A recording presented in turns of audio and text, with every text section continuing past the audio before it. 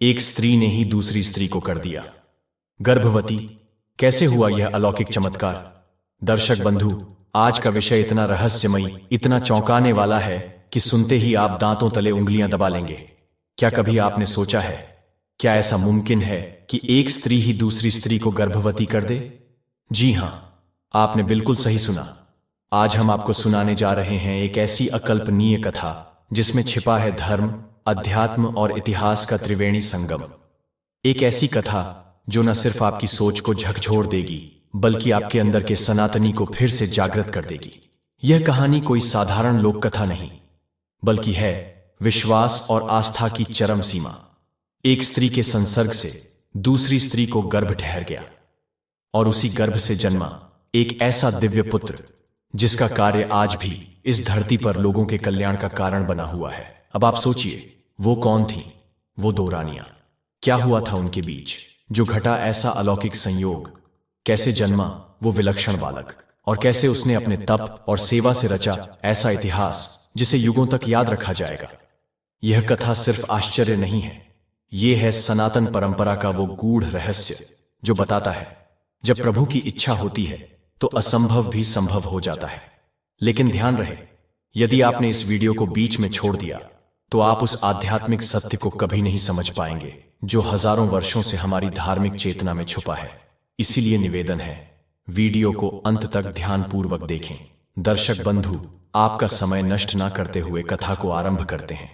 लेकिन आगे बढ़ने से पहले आपको बता दें कि रामायण में स्पष्ट कहा गया है कि कथा हो या सीख अगर बीच में छोड़ दिया जाता है तो वह पाप की श्रेणी में आता है। तो आपसे निवेदन है कि वीडियो को अंत तक पूरा देखें, और अगर आप एक सनातनी हैं तो वीडियो को लाइक करके हमारे चैनल को सब्सक्राइब जरूर कर लें, और साथ ही साथ जय श्री राम लिखना ना भूलें। तो चलिए कथा शुरू करते हैं। भारत में उसी राजा को चक्रवर्ती सम्राट कहा जाता है जिसका राज्य पूरे देश में फैला हो। सम्राट विक्रमादित्य भी ऐसे ही पराक्रमी और धर्मात्मा सम्राट थे। वे अपने राज्य की प्रजा का हालचाल जानने और उनकी परेशानियों को समझने के लिए स्वयं नगर में घूमते रहते थे। राजा विक्रमादित्य अपने ज्ञान, वीरता और न्यायप्रिय स्वभाव के लिए बहुत प्रसिद्ध थे। कहा जाता है कि एक दिन राजा विक्रमादित्य का अपनी रानी के साथ किसी बात पर विवाद हो गया। रानी ने गुस्से में कहा, आप मुझसे बहस कर रहे हो, लेकिन याद रखना, अगर मैं नाराज हो गई तो मेरे जैसी सुंदर और गुणवान पत्नी आपको फिर कभी नहीं मिलेगी। राजा विक्रमादित्य ने मुस्कुराते हुए कहा, ऐसी कोई बात नहीं है, मैं तुमसे भी ज्यादा सुंदर और गुणों वाली पत्नी ला सकता हूं, जिसे देखकर तुम ही नहीं बल्कि स्वर्ग की अप्सराएं भी हैरान रह जाएंगी। रानी ने ताना मारते हुए कहा, बात तो ऐसे कर रहे हो जैसे रानी चोली को ही ले आओगे। रानी की इस बात ने राजा विक्रमादित्य के दिल को गहरा चुभा। उन्होंने भी तुरंत कह दिया, अब तो मैं रानी चोली को ही तुम्हारी सौतन बनाकर लाऊंगा। रानी चोली ने अपने विवाह के लिए एक कठिन शर्त रखी थी कि वह उसी से शादी करेगी जो उसकी चुप्पी को तोड़कर रात के समय उसे अपने पास बुला सके। अगर कोई राजा या राजकुमार यह काम न कर पाया तो उसे जीवन भर रानी चोली की कैद में रहना पड़ता। अब तक 108 राजा और राजकुमार इस परीक्षा में हार चुके थे और रानी चोली के बंदी बन चुके थे। रानी चोली ने अपने महल के सामने एक बड़ा सा ढोल रखवाया था। जो भी राजा या वीर उससे विवाह करना चाहता था उसे उस ढोल को बजाकर अपनी चुनौती देनी होती थी। राजा विक्रमादित्य ने अपने साथ ऐसे वीर योद्धाओं को लिया जो अदृश्य हो सकते थे और अपना भेष बदल सकते थे। उन्होंने सबको अपनी योजना समझा दी और रानी चोली के महल की ओर चल पड़े।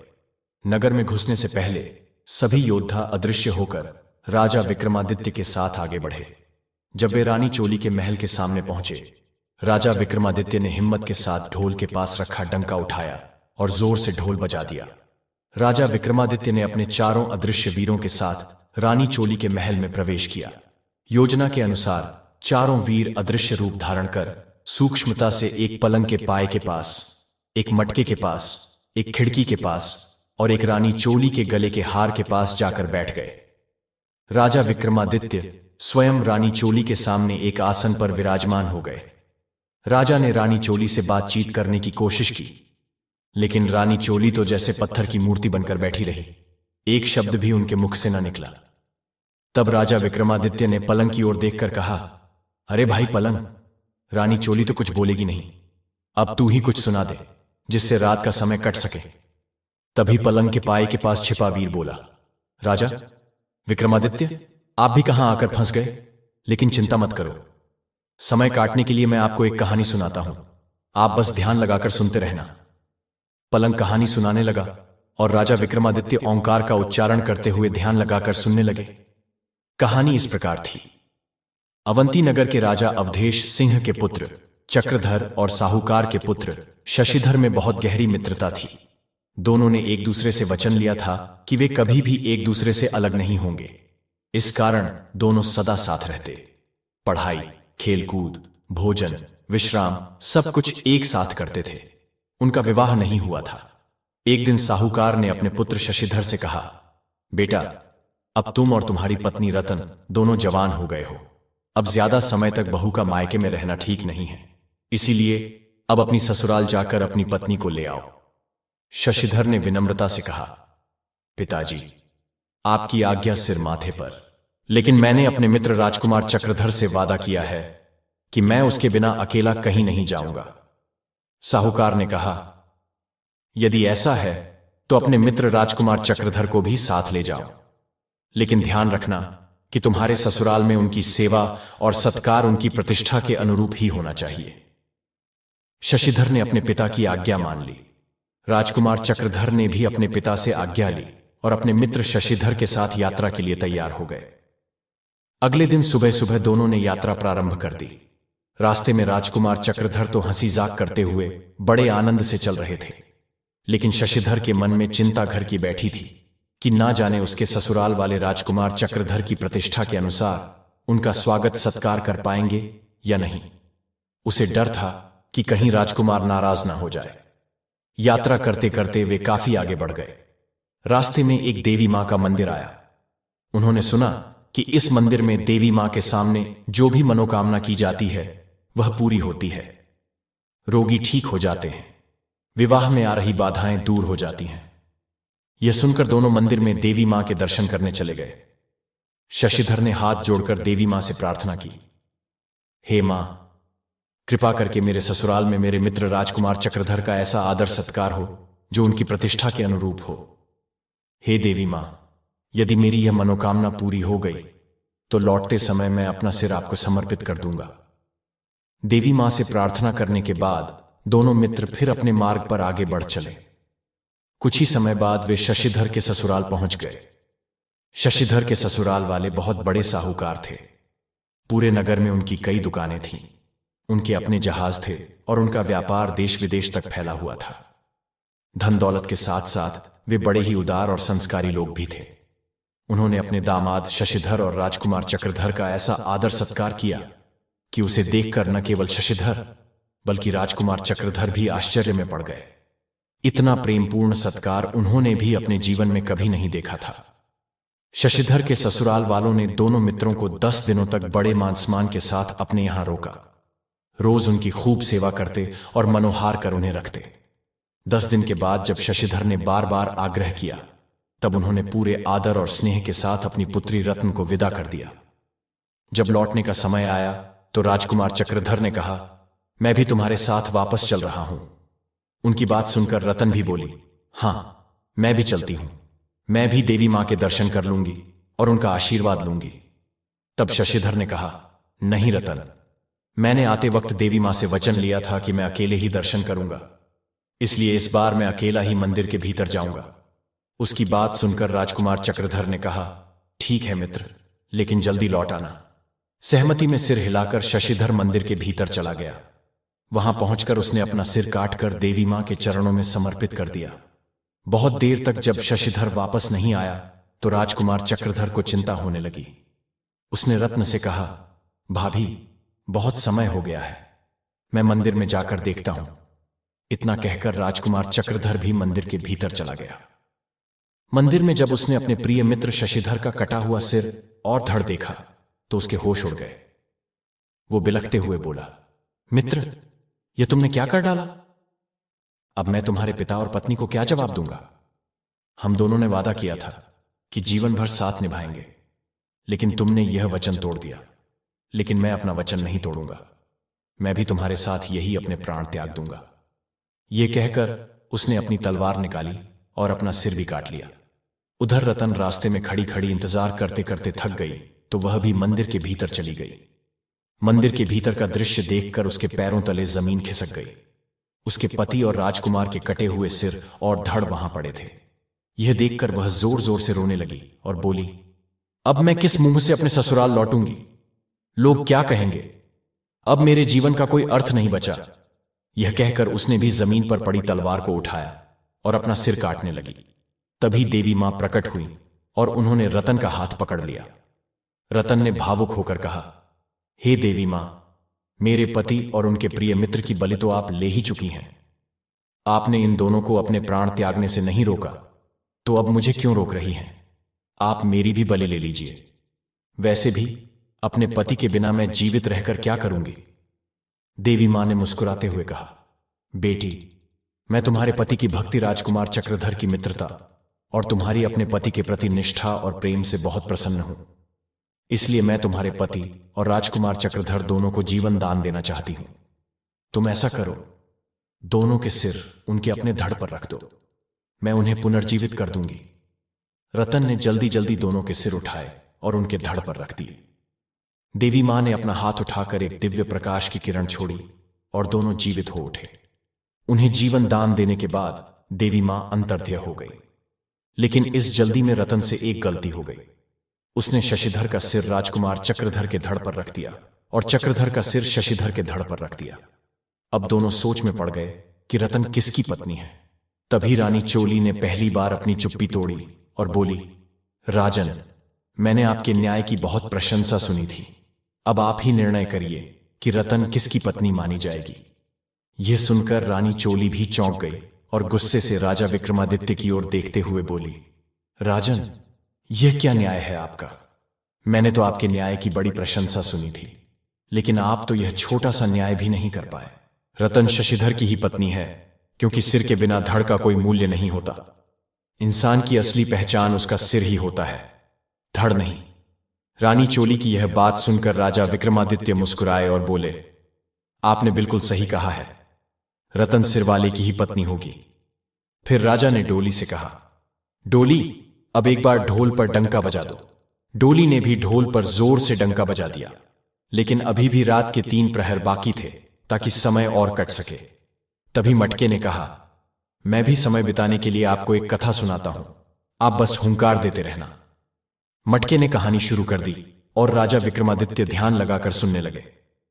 त्रिलोकपुर नगर के राजा गोपेश्वर का पुत्र हर्षवर्धन और साहूकार का पुत्र माधव बचपन से ही पक्के मित्र थे। दोनों साथ साथ खाते, पीते, सोते, उठते, बैठते और खेलते थे। उन्होंने एक दूसरे से वादा किया था कि जिसकी भी शादी पहले होगी वह अपनी पत्नी को सुहागरात वाले दिन एक रात के लिए अपने मित्र के पास भेजेगा। समय बीतता गया और यह बात कहीं खो गई। फिर एक दिन साहूकार ने अपने पुत्र माधव का विवाह एक सुंदर, गुणवती और सुशील कन्या मोहिनी से कर दिया। सुहागरात की रात मोहिनी 16 श्रृंगार करके अपने पति का इंतजार कर रही थी। थोड़ी देर बाद माधव कमरे में आया और उदास मन से सामने बैठ गया। मोहिनी ने जब अपने पति को इस तरह उदास देखा तो वह समझ गई कि उनके मन में कोई बात है। उसने बड़े प्यार से पूछा, क्या बात है स्वामी? क्या आप मुझसे नाराज हैं? क्या मैं आपको पसंद नहीं हूं? माधव ने धीरे से कहा, नहीं प्रिय, ऐसी कोई बात नहीं है। मोहिनी ने फिर पूछा, तो क्या मेरे माता पिता ने कोई कमी रख दी है? माधव ने जवाब दिया, नहीं प्रिय, ऐसी कोई बात भी नहीं है। यह सुनकर मोहिनी ने फिर कहा, तो फिर क्या बात है जो आप मुझसे छुपा रहे हैं? मैं आपकी अर्धांगिनी हूं, आपका सुख दुख मेरा भी है। कृपा करके आप मुझे अपने मन की बात बताइए। माधव ने धीरे से कहा, प्रिय, मैं एक बड़े धर्म संकट में फंस गया हूं, मुझे समझ में नहीं आ रहा कि मैं क्या करूं। मोहिनी ने चिंता से पूछा, ऐसी कौन सी बात है नाथ? कृपा करके मुझे बताइए। माधव कुछ देर चुप रहा और फिर धीरे स्वर में बोला, लड़कपन की नादानी में मैंने अपने मित्र राजकुमार हर्षवर्धन को एक वचन दे दिया था, जिसे अब ना तो तोड़ सकता हूं और ना ही निभा पा रहा हूं। मोहिनी ने बड़े धैर्य से कहा, ऐसा कौन सा वचन है स्वामी? आप मुझसे न छुपाएं, जो भी बात हो मुझे बताइए। माधव ने गहरी सांस लेकर कहा, वचन कुछ ऐसा है कि बताने में भी कठिनाई हो रही है। मोहिनी ने प्रेम पूर्वक कहा, नाथ, कैसा भी वचन हो, आप मुझे बताइए, मैं आपका साथ निभाऊंगी। अगर इसके लिए मुझे अपनी जान भी देनी पड़े तो मैं हंसते हंसते दे दूंगी। माधव ने भारी मन से कहा, हम दोनों मित्रों ने एक दूसरे से यह वचन लिया था कि जिसकी भी शादी पहले होगी वह अपनी सुहागरात रात की रात अपनी पत्नी को अपने मित्र के पास भेजेगा। अब यदि मैं इस वचन को तोड़ता हूं तो मित्र के साथ विश्वासघात होगा, और निभाता हूं तो तुम्हारी मर्यादा पर आंच आएगी, जिसे बचाने का मैंने तुम्हें वचन दिया था। मोहिनी ने बड़ी श्रद्धा से कहा, नाथ, आप चिंता मत कीजिए, आप मुझे आज्ञा दीजिए, मैं आपका वचन भी निभाऊंगी और अपनी धर्म मर्यादा की रक्षा भी करूंगी। अपनी पत्नी मोहिनी की निष्ठा और साहस को देखकर माधव के मन का बोझ कुछ हल्का हुआ। उसने मोहिनी को राजकुमार हर्षवर्धन के पास जाने की आज्ञा दे दी। मोहिनी 16 श्रृंगार किए, छमम छमम करती पायल की आवाज के साथ राजकुमार हर्षवर्धन के महल की ओर चल पड़ी। रास्ते में कुछ चोर जा रहे थे। जब उन्होंने मोहिनी की पायल की मधुर आवाज सुनी तो वे उसकी ओर लपके। वहां पहुंचकर उन्होंने मोहिनी को खूब गहनों से सजी हुई देखा। इतने गहने देखकर उनकी आंखें चमक उठीं। उन्होंने उसे रोक लिया और धमकाते हुए बोले, रुको, चुपचाप अपने सारे गहने उतार कर हमें दे दो, नहीं तो हम तुम्हें मारकर गहने ले जाएंगे। मोहिनी ने हाथ जोड़कर विनती की, कृपा करके मुझे अब भी जाने दीजिए, मैं एक आवश्यक कार्य के लिए जा रही हूं। वापस लौटकर मैं स्वयं अपने गहने आपको दे दूंगी। चोरों ने हंसते हुए कहा, तुम्हारा क्या भरोसा, तुम पहरेदारों को लेकर आ जाओगी और हमें पकड़वा दोगी। जब बाद में देने को तैयार हो तो अभी क्यों नहीं दे देती। मोहिनी ने बड़े ही शांत भाव से कहा, मैं इस समय अपने पति का वचन निभाने जा रही हूं। मेरे लिए इन गहनों का इस समय बहुत बड़ा महत्व है। मैं आपसे वचन देती हूं कि अपने पति का वचन निभाने के बाद मैं अपना वचन भी निभाऊंगी। आपसे हाथ जोड़कर निवेदन है कि मुझे अभी जाने दीजिए। चोर आपस में सलाह करने लगे। उनमें से एक चोर बोला, ठीक है, इसे अभी छोड़ देते हैं, अगर यह वापस आई तो ठीक, नहीं तो किसी और को लूट लेंगे। चोरों ने मोहिनी को जाने दिया और कहा, सुबह होने से पहले लौट आना। मोहिनी ने उनकी बात मान ली और वहां से चल पड़ी। छम्मम छम्मम पायल बजाती हुई वह राजकुमार हर्षवर्धन के महल की सीढ़ियां चढ़ती हुई उनके कक्ष में पहुंच गई। वहां राजकुमार हर्षवर्धन अपने कक्ष में गहरी नींद में सो रहे थे। मोहिनी ने जाकर राजकुमार हर्षवर्धन के पैर का अंगूठा दबाते हुए कहा, जागिए राजकुमार, जागिए। हर्षवर्धन हड़बड़ाकर उठ बैठे। अपने सामने 16 श्रृंगार से सजी हुई एक अप्सरा जैसी सुंदर स्त्री को देखकर वे चौंक गए। उन्हें लगा कि शायद वे कोई सपना देख रहे हैं। उन्होंने अपनी आंखों को बार बार माला और फिर देखा कि यह सपना नहीं बल्कि सच्चाई थी। सचमुच एक अप्सरा जैसी सुंदर स्त्री उनके सामने खड़ी थी। हर्षवर्धन ने आश्चर्यचकित होकर पूछा, हे देवी, आप कौन हैं और कहां से आई हैं और यह कैसी बात कर रही हैं? मोहिनी ने बड़े ही शांत स्वर में कहा, राजकुमार, आपके और आपके मित्र माधव के बीच बचपन में यह तय हुआ था कि जिसकी भी शादी पहले होगी वह अपनी सुहागरात की रात अपनी पत्नी को अपने मित्र के पास भेजेगा। उसी वचन को निभाने के लिए आपके मित्र माधव की आज्ञा से मैं आज आपके पास आई हूं। यह सुनते ही राजकुमार हर्षवर्धन को अपने बचपन की वह नादानी याद आ गई। वे बहुत लज्जित हुए और हाथ जोड़कर बोले, हे देवी, कृपा करके मुझे क्षमा कर दीजिए। यह तो हमने बचपन में खेल खेल में एक वादा कर लिया था, यह कोई असली वचन नहीं था। मेरे मित्र की पत्नी तो मेरी भाभी हुई और भाभी मां के समान होती है। मैं अपनी उस बचपन की मूर्खता पर बहुत शर्मिंदा हूं। आज से मैं आपको अपनी बहन मानता हूं। इतना कहकर राजकुमार हर्षवर्धन ने मोहिनी को अपनी बहन बनाकर उसे एक चुनरी ओढ़ाई और हीरे मोती जड़े उपहार देकर आदरपूर्वक विदा किया। मोहिनी पायल की छमम छमम करती हुई वापस अपने घर की ओर चल पड़ी। रास्ते में वहीं चोर उसका इंतजार कर रहे थे। उसकी पायल की आवाज सुनकर वे सतर्क हो गए और सोचने लगे कि कहीं यह सिपाहियों को तो लेकर नहीं आई है। लेकिन जब उन्होंने देखा कि मोहिनी अकेली ही लौट रही है तो आपस में कहने लगे, अरे भाई, यह स्त्री तो सच में अपने वचन की पक्की निकली। मोहिनी उनके पास पहुंची और राजकुमार हर्षवर्धन द्वारा दिया गया हीरे मोती का थाल भी उन्हें देते हुए बोली, यह भी रख लीजिए, यह भी आपके भाग्य में ही था। बस जरा ठहरिए, मैं अभी अपने बाकी सारे गहने भी उतार कर आपको दे देती हूं। इतना कहकर मोहिनी अपने गहने उतारने लगी। चोर आश्चर्य से उसका मुंह देख रहे थे। उन्होंने उसे रोकते हुए कहा, जरा ठहरो देवी, पहले हमें यह बताओ कि तुम कहां गई थी और यह हीरे मोती वाला थाल तुम्हें कहां से मिला। तब मोहिनी ने उन सभी चोरों को अपनी पूरी कथा विस्तार से बताई।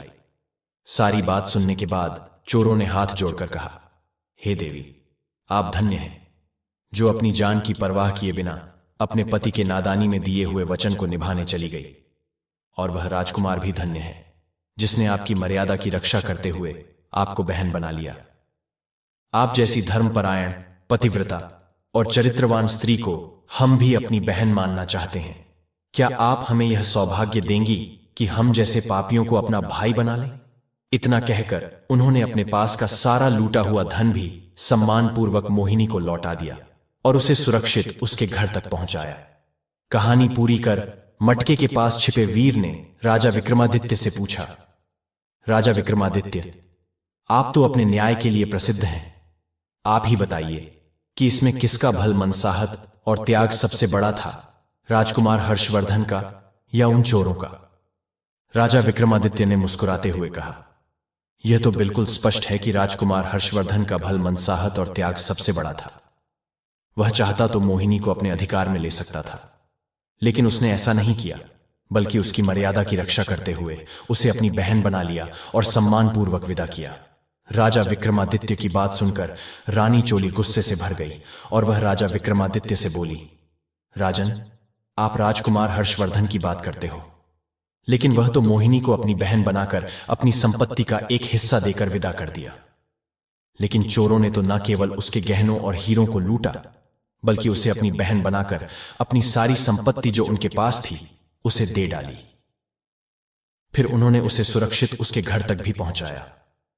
राजा विक्रमादित्य शरारत भरी मुस्कान के साथ बोले, अरे लीजिए, आप तो बहुत ही बुद्धिमान निकली।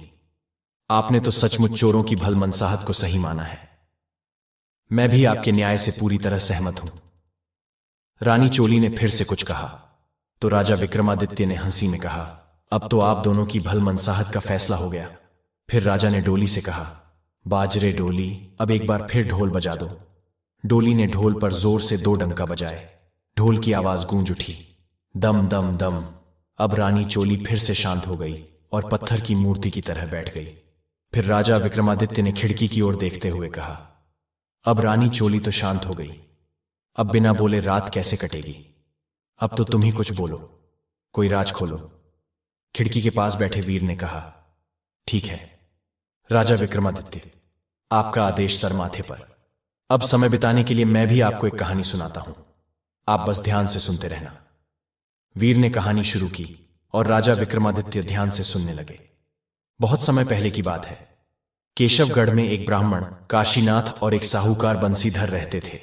दोनों के बीच बहुत गहरी मित्रता थी। बचपन में ही दोनों का विवाह हुआ था, लेकिन विवाह के बाद एक साथ नहीं रह पाए थे। जब वे जवान हुए तो दोनों ने एक साथ अपनी अपनी पत्नियों को अपने घर लाने के लिए यात्रा शुरू की। बंशीधर अपने साथ अपनी पत्नी को भी लेकर चल पड़ा। बहुत दूर तक चलने के बाद वे एक ऐसी जगह पर पहुंचे जहां से दोनों के ससुराल के रास्ते अलग अलग थे। अब दोनों को एक दूसरे से विदा लेना था, क्योंकि उनका मार्ग अलग अलग था। उन्होंने यह तय किया कि वे वापस आते वक्त इसी जगह पर फिर मिलेंगे। फिर दोनों अपने अपने मार्ग पर चल पड़े। कुछ समय बाद बंशीधर अपने ससुराल पहुंच गए। ससुराल वालों ने मन ही मन सोचा, यह जमाई यहां से जाकर हमारे और हमारी बेटी के बारे में उल्टी सीधी बातें करेगा। अगर हमने अच्छी खातिरदारी की तो यह अपने गांव में जाकर हमारी तारीफ करेगा और हमारी बेटी अंबिका का मान बढ़ेगा। बस फिर क्या था, सारी बहुएं और घर की महिलाएं नई की सेवा सत्कार में जुट गईं। नाश्ता करना हो, बिस्तर लगाना हो या पंखा झलना हो, हर काम में पहले नई से पूछा जाने लगा। यह सब देखकर बंशीधर का मन उदास हो गया और वह भीतर ही भीतर कुढ़ते रहे। उधर नई अपनी मूंछों पर ताव देता हुआ और भी इतराने लगा और खूब सेवा करवा रहा था। यह देखकर बंशीधर ने जल्दी अपने घर लौटने का मन बना लिया। 3-4 दिन सेवा सत्कार के बाद बंशीधर के ससुराल वालों ने अपनी बेटी अंबिका को विदा कर दिया। उन्होंने एक घोड़ा गाड़ी में धन दौलत और बहुत सा सामान भी साथ भेजा। रास्ते में नई बार बार कह रहा था, देखो, मेरे ससुराल वालों ने तो मेरी सेवा तुम्हारे ससुराल से भी ज्यादा की है। यह सुनकर बंशीधर का मन क्रोध से भर गया, लेकिन नई चुप होने का नाम नहीं ले रहा था। उसकी बातों से परेशान होकर बंशीधर ने रास्ते में ही गुस्से में आकर अपनी पत्नी और नई को छोड़ दिया और अकेले ही अपने घर की ओर चल पड़ा। अंबिका और नई मजबूरी में वापस अपने मायके लौटने लगे, लेकिन रास्ता भटक कर वे एक दूसरे नगर में पहुंच गए। नगर में घुसते ही एक मालिन का घर मिला। अंबिका ने उसे कुछ धन दिया और निवेदन किया कि वह कुछ दिन उसके साथ रहना चाहती है। मालिन ने उसे अपने घर में रख लिया। मालिन बगीचे से फूल तोड़कर माला और गुलदस्ते बनाती थी और राजा भानु प्रताप के महल में पहुंचाती थी। अंबिका भी उसकी मदद करने लगी। मालिन बगीचे से फूल लाती और अंबिका उनसे बहुत सुंदर और नए तरीके की मालाएं और गुलदस्ते बना देती, जिन्हें मालिन महल तक पहुंचा देती। रोज नए नए सुंदर गुलदस्ते देखकर एक दिन राजा भानु प्रताप ने मालिन से पूछा, आजकल तुम इतनी सुंदर माला और गुलदस्ते कैसे बना रही हो? यह काम तुम अकेली नहीं कर सकती। सच सच बताओ कि यह कौन बनाता है और उसे मेरे सामने लाओ। मालिन दौड़कर अंबिका के पास गई और राजा का संदेश सुनाया। अंबिका ने राजा के सामने जाने से साफ मना कर दिया, लेकिन मालिन क्या करती? अपनी जान बचाने के लिए राजा का हुक्म तो मानना ही पड़ा। वह हाथ जोड़कर अंबिका को लेकर राजमहल में पहुंच गई। राजा भानु प्रताप ने जब अंबिका के रूप और सौंदर्य को देखा तो वह दंग रह गए। पूरे महल में अंबिका जैसी सुंदर और गुणवान स्त्री कोई नहीं थी। राजा ने तुरंत आदेश दिया कि अंबिका को महल में ही रखा जाए। यह सुनकर अंबिका ने हाथ जोड़कर कहा, राजन, मैं समाज की एक पतिव्रता स्त्री हूं, फिर आप मुझे अपने महल में कैसे रख सकते हैं? राजा भानु प्रताप बोले, तुम हमारे नगर की नहीं हो, इसलिए हम तुम्हारे पिता भी नहीं हो सकते। तुम्हें हमारे महल में रहना ही पड़ेगा। जब अंबिका ने बहुत विनती की लेकिन राजा भानु प्रताप नहीं माने, तब अंबिका ने हाथ जोड़कर कहा, महाराज, मैं एक विवाहित स्त्री हूं। मेरे पति ने मुझे छोड़ दिया है। यदि मैं आपके महल में आकर रहने लगी तो यह पाप का कारण बन जाएगा। आप कृपा करके मुझे कुछ समय दीजिए। यदि उस समय में मेरा पति मुझे लेने नहीं आया तब मैं खुद को अविवाहित ही मानूंगी और आपके महल में आ जाऊंगी। यह सुनकर राजा भानु प्रताप ने उसे समय दे दिया, लेकिन उसे नगर के बाहर एक एकांत महल में नजरबंद करवा दिया। अंबिका रोज महल के झरोखे से रास्ते की ओर देखती रहती, इस आस में कि शायद कोई भूले से ही सही उसके मायके या ससुराल से उसे लेने आ जाए। उधर दूसरी ओर बंशीधर वापस उसी स्थान पर पहुंच गया जहां उसने काशीनाथ से मिलने का वादा किया था। काशीनाथ पहले से ही वहां पहुंच चुका था और अपनी पत्नी गौरी के साथ उसका इंतजार कर रहा था। जब उसने बंशीधर को अकेले आते देखा तो पूछा, अरे मित्र, तुम अकेले कैसे आ रहे हो? मेरी भाभी कहां है? उन्हें कहां छोड़ आए? बंशीधर ने दुखी मन से सारी घटना विस्तार से काशीनाथ को सुना दी। यह सुनकर काशीनाथ ने गंभीर स्वर में कहा, मित्र, यह तो बहुत गलत हुआ। किसी और के अपराध का दंड तुमने अपनी निर्दोष पत्नी को दे दिया। अगर तुम्हारे ससुराल वालों ने कोई गलती की भी थी तो उसमें भाभी का क्या दोष था? इतनी सी बात पर क्या कोई अपनी पत्नी को छोड़ देता है? मेरी राय में हमें तुरंत चलकर भाभी को ले आना चाहिए। बंशीधर ने काशीनाथ की बात मान ली। काशीनाथ ने अपनी पत्नी गौरी को पास के ही एक गांव में ठहरा दिया और स्वयं बंशीधर के साथ अंबिका को ढूंढने के लिए निकल पड़ा। जब बंशीधर अपनी ससुराल पहुंचा और वहां के लोगों से पूछा तो पता चला कि अंबिका अपने मायके पहुंची ही नहीं थी। यह सुनकर वे दोनों ससुराल में रुकने की बजाय अंबिका की तलाश में निकल पड़े। ढूंढते ढूंढते वे दोनों उसी नगर में आ पहुंचे जहां अंबिका थी। अंबिका ने महल के झरोखे से देखा कि उसके पति और काशीनाथ आ रहे हैं। उसने तुरंत अपने पति को पहचान लिया और महल में बुला लिया। महल में पहुंचने पर काशीनाथ ने अंबिका को अपना परिचय दिया और कहा, भाभी, मेरे मित्र से गुस्से में आकर आपसे बिछड़ने का अपराध हो गया है। अब आप घर चलिए। बंशीधर ने भी अंबिका से हाथ जोड़कर क्षमा मांगी और उसे अपने साथ घर चलने के लिए कहा। तब अंबिका ने उन दोनों को पास बैठाकर सारी बातें विस्तार से बताई और कहा, पहले हमें राजा के पास जाकर आज्ञा लेनी होगी, तभी हम यहां से जा सकते हैं। वे दोनों राजा के सामने पहुंचे। अंबिका ने राजा से हाथ जोड़कर कहा, महाराज, मेरे पति मुझे लेने के लिए आ गए हैं। कृपा करके अब हमें यहां से जाने की अनुमति दें। राजा भानु प्रताप ने भी अपने वचन का पालन करते हुए अंबिका को उसके पति के साथ जाने की अनुमति दे दी। वे तीनों वहां से निकल पड़े। रास्ते में काशीनाथ ने अपनी पत्नी गौरी को भी अपने साथ ले लिया और सभी अपने नगर लौट आए और सुख शांति से रहने लगे। कहानी सुनाने के बाद खिड़की में बैठे वीर ने कहा, हे राजा विक्रमादित्य, मैंने आपके न्याय की बड़ी चर्चा सुनी है। अब आप ही बताइए कि बंशीधर और अंबिका में से कौन ज्यादा महान था। राजा विक्रमादित्य बोले, इसमें पूछने जैसी कोई बात नहीं है। यह तो बिल्कुल साफ है कि महानता बंशीधर की थी, जिसने अपनी त्यागी हुई पत्नी को फिर से अपना लिया। यह सुनकर रानी चोली के तन बदन में आग सी लग गई। वह चुप नहीं रह पाई और बोली, राजन, इसमें बंशीधर की कौन सी महानता थी? उसने तो अपनी निर्दोष पत्नी को छोड़ दिया था। अपने मित्र काशीनाथ के समझाने पर उसने अपनी पत्नी को वापस अपनाया। असली महानता तो अंबिका की थी, जिसे निर्दोष होते हुए भी उसके पति ने त्याग दिया था। उसके पास रानी बनने का पूरा अवसर था, लेकिन उसने अपने पतिव्रत धर्म का पालन किया और कभी अपने धर्म से डगमगाई नहीं। ऐसी स्त्री तो सचमुच पूजनीय है। राजा विक्रमादित्य ने शरारती मुस्कान के साथ रानी चोली की ओर देखते हुए कहा, वाह रानी, आपने तो न्याय की मिसाल कायम कर दी। मैं तो आपके न्याय का कायल हो गया।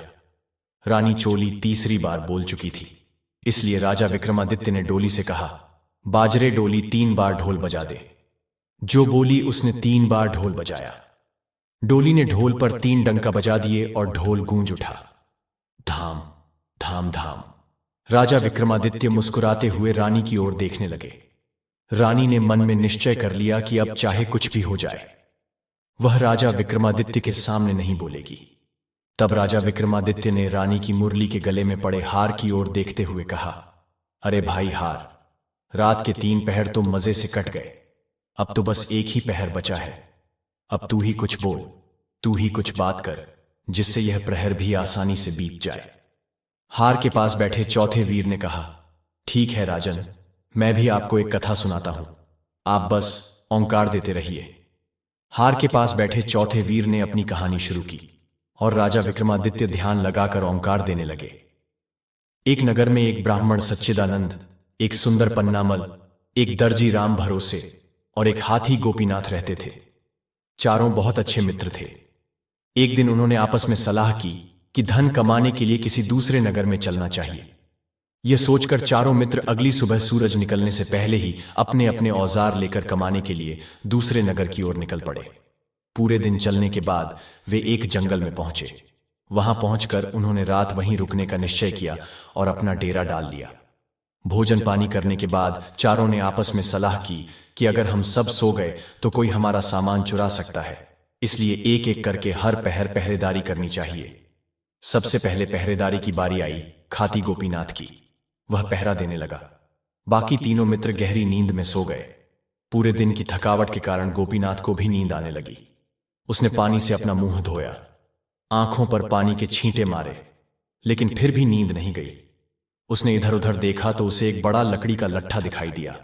समय बिताने और नींद भगाने के लिए उसने अपने औजार निकाले और उस लट्ठे को तराशने लगा। प्रहर पूरा होने से पहले ही उसने उस लट्ठे को एक सुंदर पुतली का रूप दे दिया। उसने पुतली के हाथों में लकड़ी की चूड़ियां भी पहना दी। एक प्रहर बीत चुका था। अब उसने दर्जी राम भरोसे को उठाया और खुद सो गया। राम भरोसे ने उठकर हाथ मुंह धोए और पहरा देने बैठ गया। तभी उसकी नजर गोपीनाथ द्वारा बनाई गई लकड़ी की पुतली पर पड़ी।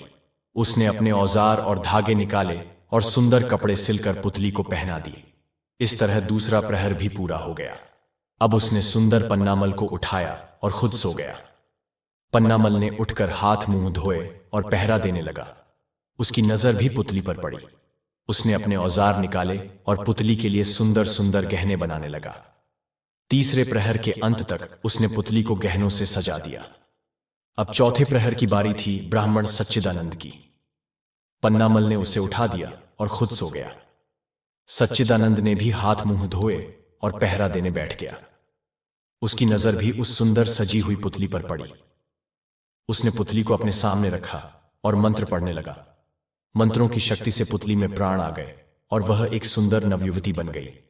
तब तक सुबह हो गई और बाकी तीनों मित्र भी जाग गए।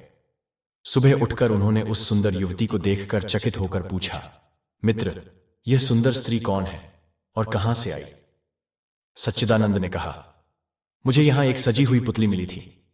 मैंने अपने मंत्रों से उसमें प्राण डाल दिए हैं, इसलिए अब यह मेरी पत्नी बनेगी। तब गोपीनाथ बोला, नहीं मित्र, इसे तो मैंने बनाया था, इसलिए इस पर मेरा अधिकार है।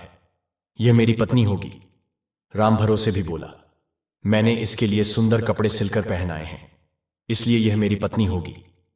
पन्नामल ने कहा, मैंने इसे गहनों से सजाया है, इसलिए यह मेरी पत्नी होगी। इस तरह चारों मित्र उस युवती पर अपना अपना अधिकार जताते हुए आपस में झगड़ने लगे। इतनी कहानी सुनाने के बाद हार के पास बैठे वीर ने राजा विक्रमादित्य से पूछा, हे राजन, अब आप ही न्याय कीजिए कि इस पुतली का असली पति कौन होगा?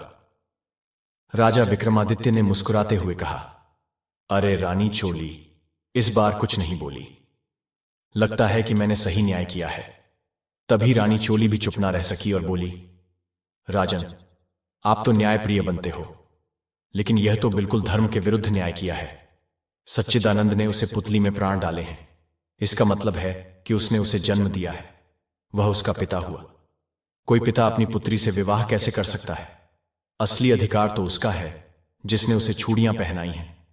चूड़ियां पहनाने वाला खाती गोपीनाथ था, इसीलिए वही उसका असली पति है। राजा विक्रमादित्य ने हंसते हुए कहा, वाह रानी, आपने बिल्कुल धर्म के अनुसार न्याय किया है। असली पति खाती गोपीनाथ ही है। लेकिन अब आप चौथी बार बोल चुकी हैं, अब तो आप मेरे साथ चलने की तैयारी कर लीजिए। रानी चोली शर्माकर अपनी आंखें नीची कर ली। फिर राजा विक्रमादित्य ने डोली से कहा, बाजरे डोली, अब अंतिम शब्द बजा दो। डोली ने ढोल पर अंतिम बार डंका बजा दिया और ढोल गूंज उठा। उसके बाद राजा विक्रमादित्य ने रानी से सभी बंदी राजाओं और राजकुमारों को मुक्त करने को कहा। रानी चोली ने सबको आजाद कर दिया और स्वयं राजा विक्रमादित्य के साथ चली गई। दर्शक बंधु, कथा अभी यहीं समाप्त नहीं होती। अब हम जानेंगे उस रहस्य को जो आपने शायद ही कभी सुना होगा। आखिर कैसे एक स्त्री ने ही दूसरी स्त्री को गर्भवती कर दिया? तो चलिए, बिना किसी विलंब के इस विलक्षण और चमत्कारिक कथा की गहराई में प्रवेश करते हैं और जानते हैं उस पुत्र की जन्म कथा जिसने एक ऐसी मां से जन्म लिया जो स्वयं स्त्री होते हुए भी एक दूसरी स्त्री से ही गर्भवती हुई थी। प्रिय दर्शकों, बात उस युग की है जब पृथ्वी पर धर्म और सत्य का गूढ़ संवाद चला करता था। उसी काल में एक महान राजा हुए जिनका नाम था राजा सगर। लेकिन मित्रों, किसी भी महान पुरुष की कथा तब तक पूर्ण नहीं होती जब तक हम उसके वंश और दिव्य परंपरा को न जान लें। तो आइए, मैं आपको राजा सगर के पूर्वजों की दिव्य गाथा सुनाता हूं, एक ऐसी परंपरा जो स्वयं भगवान विष्णु की अखंड ज्योति से प्रारंभ होती है। कहते हैं कि जब ब्रह्मांड में अखंड ब्रह्म तेज से भगवान विष्णु का अवतरण हुआ तो उनकी नाभि से उत्पन्न हुआ एक कमल। उसी कमल से जन्म हुआ सृष्टिकर्ता ब्रह्मा जी का। ब्रह्मा जी ने सृष्टि की रचना के लिए अनेक संतानें उत्पन्न की, जिनमें से एक थे आर्षि कश्यप, जिन्हें सृष्टि का विस्तारक कहा जाता है। कश्यप राशि से उत्पन्न हुए मारीच, मारीच से जन्मे श्राद्ध देव मनु, मनु से हुए राजा इक्ष्वाकु, फिर इक्ष्वाकु से चला यह वंश राजा शासक, फिर पुरंजय, फिर कुवलाश, उनसे युवनाश, युवनाश से मानधाता, मानधाता से हरित, हरित से चंप और चंप से हुआ राजा बालुक का जन्म। इन्हीं बालुक से जन्मे उस युग के महाप्रतापी सम्राट राजा सगर। तो मित्रों, यह वंशावली कोई साधारण श्रृंखला नहीं, बल्कि धर्म, तप और आस्था की गहराई से भरी वह परंपरा है जिसे आज भी श्रद्धा से स्मरण किया जाता है। राजा सगर उसी दिव्य परंपरा की अगली कड़ी थे, एक धर्मनिष्ठ, पराक्रमी और यशस्वी सम्राट, जिनके नाम से ही शौर्य और भक्ति का संगम प्रकट होता है। अब आइए जानते हैं वह रहस्य जिसे सुनकर अच्छे अच्छे भी विचलित हो जाएं। राजा सगर के 60,000 पुत्र थे। जी हां, आपने ठीक सुना, 60,000 राजपुत्र। इतनी विशाल संतान का होना स्वयं में एक चमत्कार था। लेकिन उनके साथ जो हुआ वो और भी अधिक हृदय विदारक था। उनके सारे पुत्र एक ही दिन, एक ही समय में भस्म हो गए और धरती पर शेष रह गई केवल राख के ढेर। अब प्रश्न उठता है, आखिर ऐसा क्यों हुआ? कैसे इतने सारे तेजस्वी राजपुत्र जो सगर वंश को आगे बढ़ाने वाले थे एक ही क्षण में भस्म हो गए? तो आइए इस गूढ़ रहस्य से भी पर्दा उठाते हैं और जानते हैं कि राजा सगर के पुत्रों से वह कौन सी भूल हुई थी जिसके कारण वे एक महान अराश्य के क्रोध का शिकार बन गए और एक ही क्षण में एक समृद्ध वंश नष्ट हो गया। प्रिय दर्शकों, अब हम आते हैं उस रहस्यमयी प्रसंग पर जहां राजा सगर के पुत्रों का जीवन भयानक मोड़ लेता है। एक दिन राजा सगर के पुत्रों को आभास हुआ कि उनका यज्ञ का घोड़ा, जो अश्वमेध यज्ञ के लिए छोड़ा गया था, कहीं लापता हो गया है। उन्हें संदेह हुआ कि कोई दुष्ट या छलपूर्वक कोई आर्षी उस घोड़े को चुरा ले गया है। बस फिर क्या था, ये 60,000 राजपुत्र घोड़े की खोज में धरती के कोने कोने में घूमते हुए पाताल लोक तक पहुंच गए। वहां उन्होंने देखा एक शांत दिव्य आश्रम, जहां एक महान योगी ध्यानमग्न होकर तपस्या में लीन थे। वो थे आर्षी कपिल। इन 60,000 पुत्रों ने न तो कोई सम्मान दिखाया, न ही संयम रखा, बल्कि सीधे आश्रम में घुसकर कपिल मुनि पर घोड़ा चोरी का आरोप लगा दिया। उन्होंने उनकी तपस्या भंग की, आश्रम में अशांति फैलाई और अविवेकी व्यवहार करने लगे। इनकी उदंडता और अपमानजनक आचरण से आर्षी कपिल की आत्मा तक विचलित हो उठी। कई बार विघ्न डालने के बाद जब उन्होंने क्रोध में अपनी आंखें खोली तो उनकी तेजोमयी दृष्टि उन पुत्रों पर पड़ी और वे सभी एक ही क्षण में भस्म हो गए। न कोई युद्ध हुआ, न कोई शस्त्र चला, केवल तपोबल की अग्नि से सभी राजपुत्र राख बन गए। यह घटना राजा सगर के लिए अत्यंत दुखद और असहनीय थी। उनके हृदय का टुकड़ा, उनके पुत्र अब केवल राख बन चुके थे। लेकिन दोस्तों, कथा यहीं समाप्त नहीं होती। राजा सगर की दूसरी रानी, जिनका नाम था सुमति और जिनके पुत्र का नाम था असमंजस, वो इस दुर्घटना से अत्यंत व्यथित हुए। राजकुमार असमंजस ने जानना चाहा कि इन 60,000 पितरों का मोक्ष कैसे होगा। वेदों और ऋषियों की वाणी से पता चला कि जब तक देवी गंगा स्वर्ग से उतरकर पृथ्वी पर आकर उनकी राख पर जलधारा नहीं बहाती, तब तक उन आत्माओं को मुक्ति नहीं मिलेगी। गंगा जी ही उनके उद्धार का एकमात्र उपाय थी। लेकिन स्वर्ग से गंगा को धरती पर लाना कोई साधारण कार्य नहीं था। इसके लिए चाहिए था कठोर तप, अनन्य भक्ति और अपार संकल्प। और यही से शुरू होती है एक अद्भुत तपस्या की परंपरा, जिसे निभाने के लिए पीढ़ी दर पीढ़ी राजा सगर के वंशज प्रयास करते रहे, गंगा को पृथ्वी पर लाने के लिए और उन 60,000 पितरों का उद्धार कराने हेतु। प्रिय दर्शकों, एक बार पुनः ध्यान दीजिए। कपिल मुनि के क्रोध से राजा सगर के 60,000 पुत्र भस्म हो गए थे। अब उनका उद्धार केवल तभी संभव था जब गंगा जी का पृथ्वी पर अवतरण हो। इस महान कार्य को पूरा करने का बीड़ा सबसे पहले उठाया राजा सगर के पुत्र असमंजस ने। असमंजस समझ चुके थे कि उनके भाइयों की आत्मा मोक्ष की प्रतीक्षा कर रही है और केवल गंगा जी की पावन धाराएं ही उन्हें मुक्त कर सकती हैं। इसी उद्देश्य से उन्होंने गहन तपस्या का मार्ग चुना। वे हिमालय की कंदराओं में, निर्जन वनों में जाकर कठोर तप में लीन हो गए। ना दिन देखा, ना रात, ना सुख देखा, ना दुख। उनके जीवन का एक ही लक्ष्य था, गंगा जी को पृथ्वी पर लाना, ताकि उनके भाई मुक्ति पा सकें। लेकिन दोस्तों, विधि का विधान कुछ और ही था। असमंजस तप करते करते वृद्ध हो गए और अंततः अपने प्राण त्याग दिए। परंतु वे गंगा जी को पृथ्वी पर लाने में असफल रहे। लेकिन उनकी यह महान इच्छा विरासत बनकर उनके पुत्र को प्राप्त हुई, और वह पुत्र था राजकुमार अंशुमान। जब अंशुमान को अपने पिता के तप और अधूरे प्रयासों की जानकारी मिली, तो उन्होंने भी वही मार्ग अपनाया।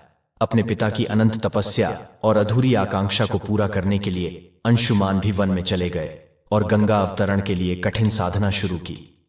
कई वर्षों तक उन्होंने तप किया, भक्ति और समर्पण से ईश्वर को प्रसन्न करने का प्रयास किया। लेकिन जैसे उनके पिता को सफलता नहीं मिली थी, वैसे ही अंशुमान भी असफल रहे। गंगा जी का पृथ्वी पर अवतरण नहीं हो सका और अंततः अंशुमान भी इस संसार से विदा हो गए, पर एक बार भी अपने जीवन से विचलित नहीं हुए। इसके बाद कथा में प्रवेश होता है राजा दिलीप का, अंशुमान के पुत्र और सगर वंश के अगले उत्तराधिकारी। राजा दिलीप भी अपने पितामह असमंजस और पिता अंशुमान के संकल्प से परिचित थे। उन्हें झांक था कि सगर के 60,000 पुत्रों की आत्मा आज भी मुक्त नहीं हो पाई है और उनके पिता भी गंगा जी को लाने में तपस्या करते करते जीवन त्याग चुके हैं। राजा दिलीप ने निश्चय किया, मैं अपने पिता अंशुमान का सपना अधूरा नहीं रहने दूंगा। चाहे कुछ भी हो जाए, मैं गंगा जी को पृथ्वी पर लाकर रहूंगा। इसी विचार और मजबूत संकल्प के साथ राजा दिलीप ने राजकाज त्याग दिया, वन में प्रविष्ट हुए और आरंभ की कठोर तपस्या। प्रिय दर्शकों, इस तरह राजा दिलीप ने भी अपना पूरा जीवन गंगा अवतरण के लिए समर्पित कर दिया, लेकिन फिर भी वे गंगा जी को पृथ्वी पर लाने में असफल रहे। उनका जीवन एक संकल्प था, पर उनका सपना अधूरा रह गया। और जब राजा दिलीप भी इस संसार से विदा हुए तो उनका वंश एक भयंकर संकट में फंस गया। राजा दिलीप की 2 रानियां थीं, लेकिन दुर्भाग्यवश उनके कोई संतान नहीं थी। अब राजा दिलीप का वंश समाप्त होने का खतरा मंडराने लगा। यह खबर जब गुरु वशिष्ठ तक पहुंची तो उन्होंने गहन चिंता प्रकट की। उन्होंने कहा, अगर अब संतान नहीं हुई तो यह तेजस्वी वंश समाप्त हो जाएगा। तब गुरु वशिष्ठ ने अपने दिव्य ज्ञान से एक अकल्पनीय समाधान सुझाया। उन्होंने कहा, इस समस्या का समाधान केवल एक है, दोनों रानियों के आपसी घर्षण से संतान की उत्पत्ति। मित्रों, आप सोच रहे होंगे ऐसा कैसे हो सकता है, लेकिन गुरु वशिष्ठ ने स्पष्ट और दृढ़ स्वर में कहा, यदि दोनों रानियां आपस में संयोग करें तो एक रानी गर्भवती हो सकती है। यह सुनकर सभासद और रानियां सभी आश्चर्यचकित रह गए, लेकिन गुरु वशिष्ठ के वचनों में शक्ति और सत्य था। गुरु वशिष्ठ के आशीर्वाद से राजा दिलीप की दोनों रानियों ने इस विधि को अपनाया और फिर घटित हुआ एक अद्भुत चमत्कार। उनके आपसी घर्षण से एक रानी गर्भवती हो गई। यह कोई साधारण घटना नहीं थी। जैसा कि गुरु वशिष्ठ ने कहा था, वैसा ही हुआ। गर्भवती रानी ने एक पुत्र को जन्म दिया, जिसने राजा दिलीप के वंश को नवजीवन प्रदान किया। यह घटना यह सिद्ध करती है कि जब ईश्वर की इच्छा होती है तो असंभव भी संभव हो जाता है। गुरु वशिष्ठ के आशीर्वाद और ईश्वर की कृपा से यह चमत्कारिक कार्य संपन्न हुआ। राजा दिलीप के वंश को फिर से संतान प्राप्ति हुई।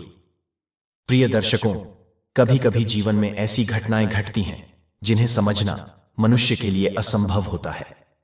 ये घटनाएं ईश्वर की लीला होती हैं, जो तर्क से परे होती हैं। स्त्री से स्त्री द्वारा गर्भधारण यह कोई सामान्य कल्पना नहीं थी, लेकिन जब ईश्वर और तपोबल साथ हो तो यह भी संभव हो सकता है। समय बीता, गर्भस्थ शिशु बड़ा हुआ और फिर एक दिन उस रानी ने एक पुत्र को जन्म दिया। लेकिन जब उस बच्चे को देखा गया तो सभी हैरान रह गए। उसके शरीर में केवल मांस था, लेकिन कोई हड्डियां नहीं थीं। पूरा शरीर हड्डी विहीन था, नरम मांस का एक पुतला। यह दृश्य देखकर रानियां विचलित हो गईं। उन्होंने तुरंत जाकर गुरु वशिष्ठ को सारी बात बताई। गुरुदेव ने ध्यान लगाया, अपनी तपोशक्ति को जागृत किया और उस शिशु की ओर दृष्टि डाली। कुछ ही क्षणों में घटा एक और अद्भुत चमत्कार।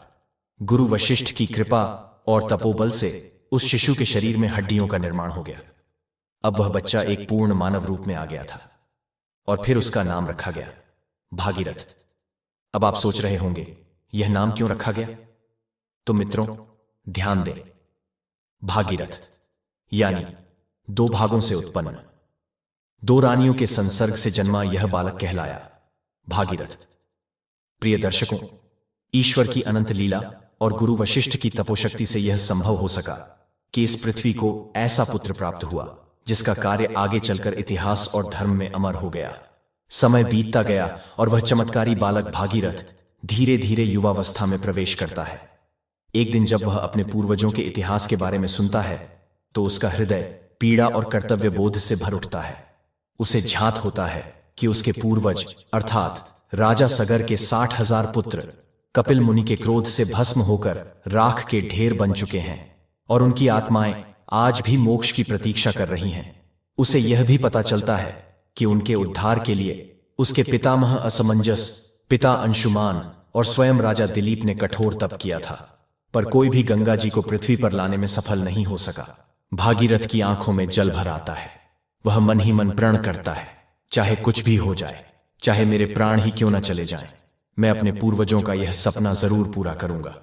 वह दृढ़ निश्चय करता है कि वह स्वयं तपस्या करेगा, गंगा जी को धरती पर लाएगा और अपने पूर्वजों का उद्धार करेगा।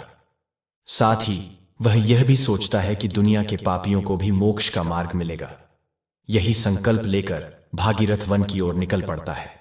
वह सांसारिक सुखों को त्याग कर जंगल में एकांत में कठोर तप करने लगता है। वर्षों बीत जाते हैं। धूप, वर्षा, सर्दी सब सहते हुए वह एकाग्र चित्त से तप करता रहता है। उसकी तपस्या इतनी गहन और सच्ची होती है कि अंततः गंगा माता स्वयं प्रकट हो जाती है। उनका स्वर अमृत के समान मधुर होता है। हे पुत्र, मैं तुमसे अत्यंत प्रसन्न हूं, वर मांगो। भागीरथ अपनी आंखें खोलता है, हाथ जोड़ता है और विनम्रता से कहता है, हे मां गंगे, मुझे कोई भौतिक सुख नहीं चाहिए, मुझे राज्यपाट की भी इच्छा नहीं, मैं तो केवल आपको इस धरती पर लाना चाहता हूं। गंगा जी मुस्कुराकर पूछती हैं, क्यों पुत्र, क्यों मुझे पृथ्वी पर लाना चाहते हो? तब भागीरथ भावुक स्वर में उत्तर देता है, हे गंगे, मेरे पूर्वज राजा सगर के 60,000 पुत्र कपिल मुनि के क्रोध से भस्म हो गए थे। वे राख के ढेर बनकर पाताल में पड़े हैं। मेरे पितामह, मेरे पिता और राजा दिलीप सभी ने आपको लाने हेतु तप किया, परंतु वे सफल नहीं हो सके। अब यह मेरा संकल्प है, मेरी आत्मा की पुकार है कि मैं आपको इस धरती पर लाऊं। आपकी पावन धाराएं न केवल मेरे पूर्वजों का उद्धार करें, बल्कि इस धरती पर जितने भी पापी हैं उन सब का भी कल्याण करें।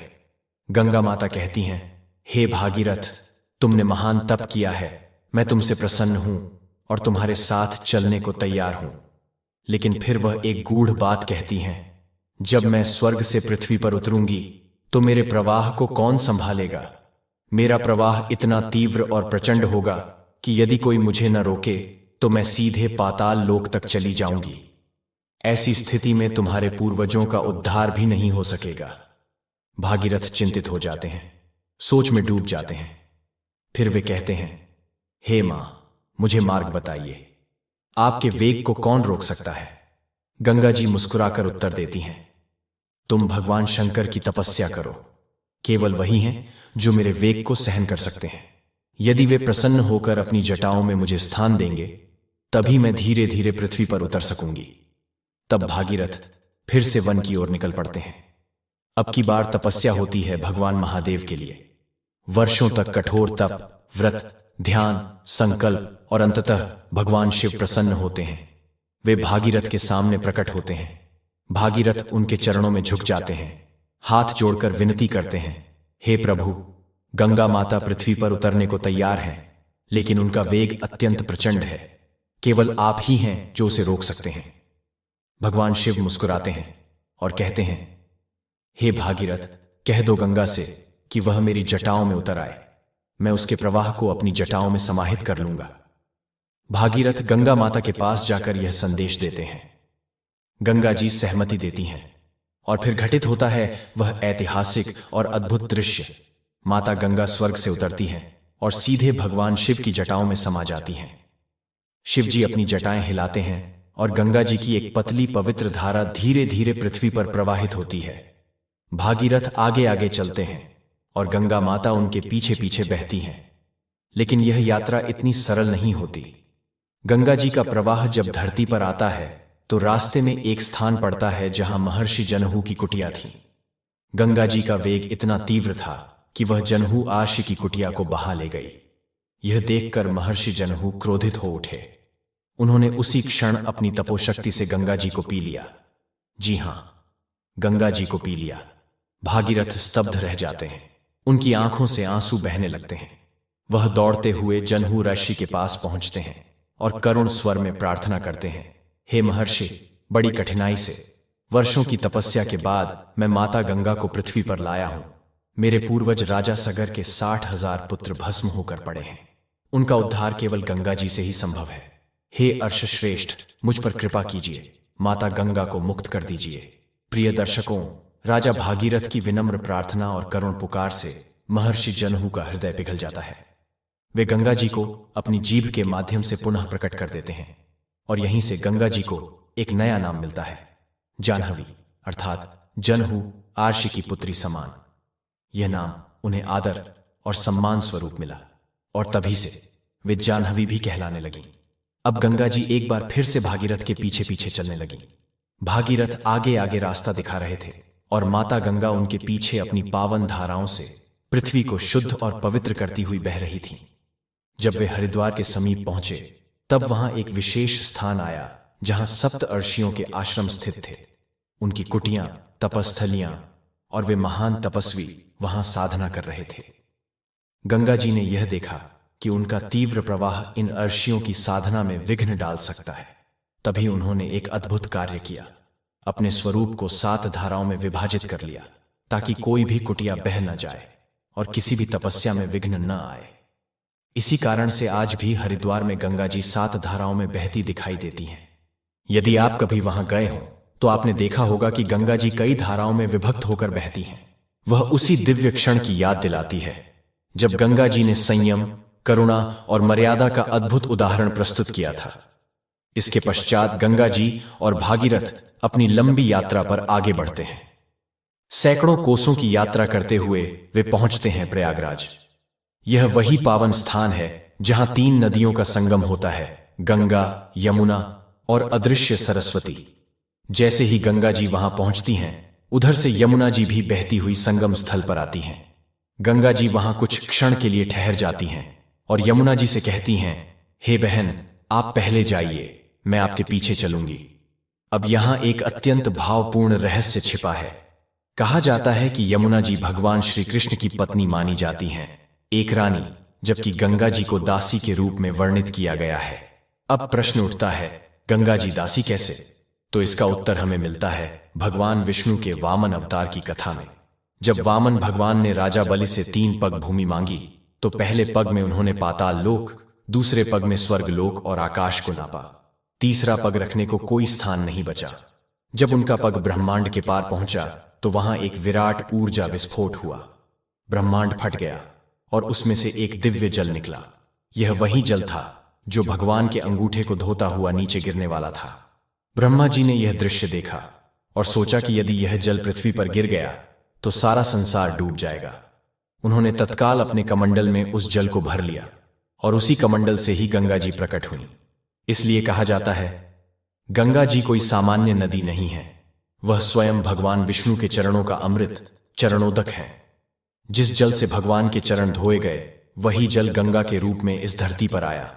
इसीलिए गंगा जल कभी खराब नहीं होता। चाहे 1000 वर्षों तक रखा जाए, वह पवित्र ही रहता है, क्योंकि वह ईश्वर का चरणामृत है, जिसे हम आज भी पूजते हैं, जिसमें स्नान करते हैं और जो पापों का नाश करता है। प्रिय दर्शकों, जब गंगा जी प्रयागराज पहुंचती हैं तो वहां उनका सामना होता है यमुना जी से। दोनों नदियां एक दूसरे को देखकर रुक जाती हैं। गंगा जी सम्मानपूर्वक झुकती हैं और कहती हैं, हे यमुना, आप तो स्वयं भगवान श्री कृष्ण की पत्नी हैं, एक रानी। मैं तो केवल चरणोदक हूं, प्रभु के चरणों से निकली एक दासी। मैं आपसे आगे कैसे जा सकती हूं? यमुना जी मुस्कुराकर उत्तर देती हैं, हे गंगे, भले ही तुम्हारा जन्म चरणोदक से हुआ हो, लेकिन तुम्हारा कर्म, तुम्हारा कार्य, पापों का नाश करना और उद्धार करना, वह सबसे ऊंचा है। तुम्हें भागीरथ इस धरती पर लाए हैं एक पवित्र उद्देश्य से, इसलिए तुम मुझसे आगे जाओ। मैं यहीं अपनी लीला को विराम देती हूं। प्रिय दर्शकों, यही कारण है कि गंगा जी आगे बढ़ती हैं और यमुना जी संगम पर लुप्त हो जाती हैं। गंगा जी फिर से भागीरथ के पीछे चलती हैं और अंततः पहुंचती हैं उस पावन स्थल पर जहां राजा सगर के 60,000 पुत्र भस्म होकर पड़े हुए थे। गंगा जी का पवित्र जल जैसे ही वहां पहुंचता है, उन 60,000 आत्माओं को मुक्ति प्राप्त होती है, उनका उद्धार हो जाता है। यह वही क्षण था जब धरती ने पहली बार देखा कि गंगा केवल एक नदी नहीं, बल्कि मोक्ष का द्वार है। इसीलिए तो उन्हें कहा गया पापनाशिनी, जो पापों का नाश करती है, मोक्षदायिनी, जो मुक्ति प्रदान करती है। अब प्रश्न आता है, क्या केवल भागीरथ के पूर्वजों का ही उद्धार हुआ? नहीं, गंगा जी का अवतरण केवल एक कुल के लिए नहीं, बल्कि संपूर्ण मानव जाति के लिए था। इसलिए कहा गया है, जो तप नहीं कर सकते, जो दान नहीं दे सकते, जो यज्ञ नहीं कर सकते, जो जीवन में भजन स्मरण तक नहीं कर पाए, यदि वे केवल गंगा जी में श्रद्धा से एक बार स्नान कर लें, तो मां गंगा उनके भी पापों का हरण कर लेती हैं। गंगा जी का यह अद्भुत वरदान है, वह भक्त और पापी में भेद नहीं करती। सिर्फ एक शर्त है, श्रद्धा और विश्वास का होना।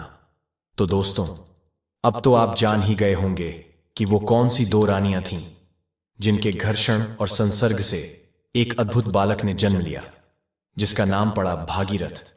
और वही भागीरथ बने उस पावन कार्य के नायक, जिन्होंने गंगा को धरती पर लाकर केवल अपने कुल को ही नहीं, बल्कि संपूर्ण मानवता को मोक्ष का मार्ग प्रदान किया।